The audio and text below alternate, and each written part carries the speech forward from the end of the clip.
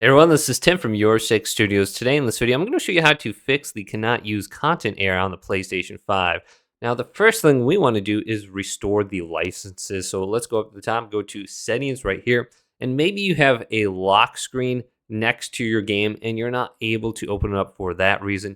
Go to users and accounts, and then scroll on down to where it says other. Then go to the right and go to restore licenses for downloaded content you can't use, and choose this. And then you can just choose the game you want or just choose them all. So let's just do one game, Sea of Thieves, go to restore. And then if you do have that content error, this should fix it. Now you could try doing this multiple times if it doesn't work the first time. And as you can see, it could take a while to download all these. It probably will take me about 3 to 5 minutes to download all of them. But once you restore the licenses, it should work. Now another thing that we could try is backing out, and make sure you set your PlayStation 5 as primary or enable console sharing in offline play right here.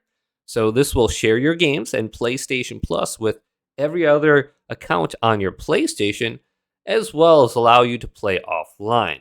So you might actually be offline right now and you don't realize it, and that's why you're getting this cannot use content error. So make sure you enable it right here, and then if you are offline, we might need to verify that PlayStation is not under maintenance or anything like that. So let's back out right now and then go on over to network.